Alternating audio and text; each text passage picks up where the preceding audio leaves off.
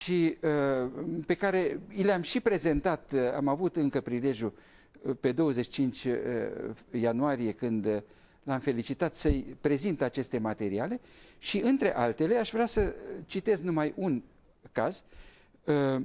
La ruși este un ufolog foarte serios, Boris Șurinov, care deplânge minciunile care proliferează privind fenomenul OZN din Rusia. Nu vreau să detaliez acum, dar el scria și citez acum din el: există doar 2 cărți în limba engleză cu capitole în care ufologia rusă este prezentată suficient de corect. Prima este traducerea engleză a cărții scrisă de prietenul meu Ion Hobara și de Julian Weverberg. Deci, iată, nota era recentă.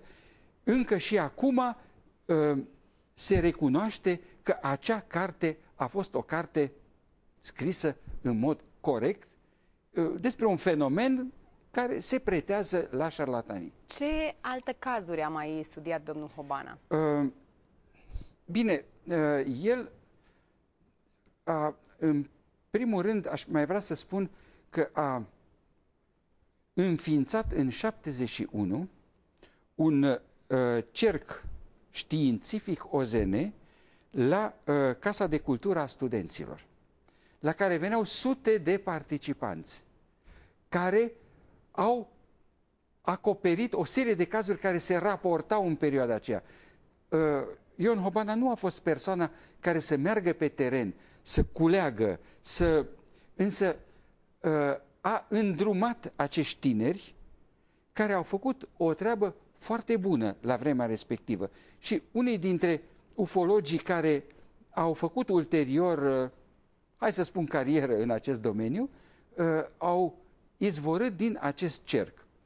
Dar el personal a fost mai degrabă un om de bibliotecă, un om de carte, un om care mergea la documente, cum sunt, deși divaghez acum puțin, lucrările lui recunoscute și în Franța despre Jules Verne. El a scris lucruri pe care nici francezii nu le știau despre Jules Verne, dar studiind documente și biblioteci. Ei, tot așa, el a descoperit că în 1913, la noi în țară a fost un val de OZN-uri. Și anume, o serie de cazărmi din Focșani, Iași, Brăila, Târgoviște și alte localități au fost survolate seara de niște lumini extrem de puternice care se aprindeau de sus, luminau cazarma, o baleiau cu lumina și după aceea dispăreau. S-a crezut, pentru că era singurul lucru care se putea că sunt fie baloane, fie avioane. Însă viteza lor era mult prea mare la plecare ca să fie vorba de baloane. Cât despre avioane, în 1913 suntem la câțiva ani de la primele zboruri. Toate avioanele erau avioane experimentale la vremea aceea. Deci nu exista niciun avion capabil să ridice niște proiectoare și mai ales acumulatoarele necesare ca să alimenteze cu astfel de lumină puternică acele proiectoare. Deci putea să ridice cel mult un om, un avion la vremea respectivă. Deci avioanele care se poate ridica proiectoare au apărut prin 1917-18.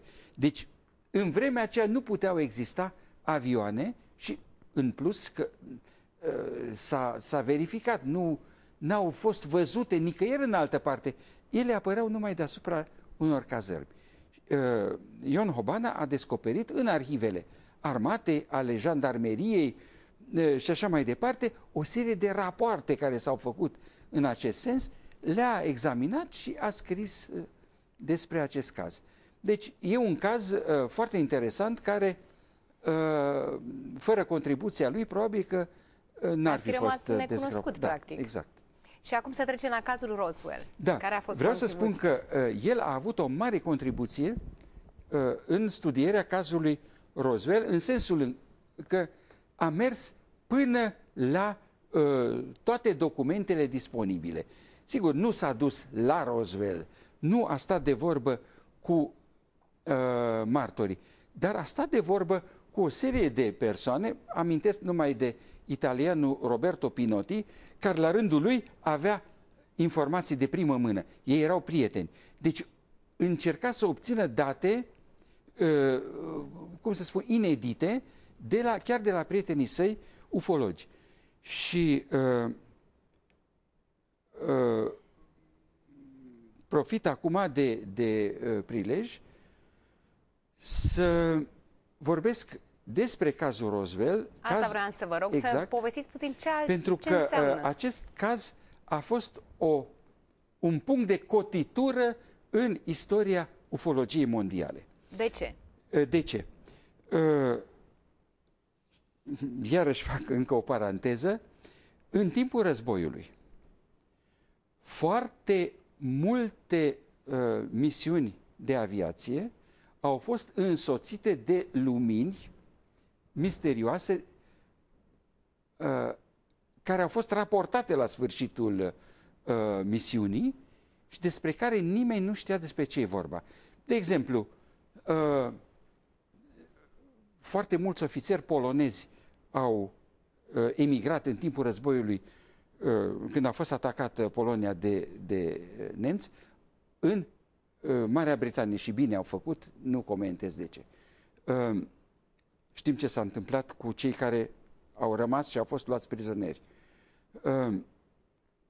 Ei au, între ei, foarte mulți aviatori care au participat în Air Force-ul britanic la misiuni de bombardament și așa mai departe. Și unul dintre ei povestește că la un moment dat, lângă avion, a apărut un obiect oval, luminos, care zbura la oaltă cu avionul. Ei erau convinși că este nemții tot timpul vorbeau de arma lor secretă cu care vor câștiga războiul. Și aliații se așteptau tot timpul să vadă arma secretă. Ei s-au gândit, asta o fi arma secretă. Deci că au tras cu mitraliera în acel obiect până s-a roșit țeava mitralierei și s-a decalibrat. Și obiectul se făcea că nici nu se sizează faptul că se trage în el și a continuat să zboare fără însă să facă vreun rău avionului, după care a plecat. Ei, astfel de... am citat un caz ca să înțelegeți despre ce este vorba, dar astfel de cazuri au fost cu zecile și ele sunt documentate foarte bine. De la o vreme, pentru că piloții discutau aceste incidente între ei, le-au botezat Foo Fighters. Numele vine din niște benzi desenate, iarăși o poveste lungă, nu divagăm asupra numelui. Numele n-are niciun sens. Da. Ei l-au botezat Foo Fighters și erau cu toții de acord că sunt inofensive. Partea cea mai interesantă este, și s-a descoperit după război, că și nemții le-au văzut și au însărcinat așa numitul Sonderbureau 13 să verifice ce sunt astea, credeau că sunt arme din partea aliaților, le-au văzut și japonezii. Și s-a terminat războiul, nimeni n-a găsit o explicație. Dar s-au făcut uitate aceste cazuri. Până au reapărut în 46, deasupra Suediei. Au început zboruri. Zburau niște rachete. Treceau niște rachete, uneori cu o viteză de 2000-2500 de kilometri pe oră, ceea ce era dincolo de ceea ce puteau chiar rachetele să atingă la vremea aceea. Până în vara, până în iulie 46, se număraseră vreo 600 de rapoarte și până la sfârșitul anului vreo 1000. Suedezii erau foarte supărați. Spuneau, domnule, trebuie să fie sau arme secrete americane sau, Doamne ferește, rusești. Au chemat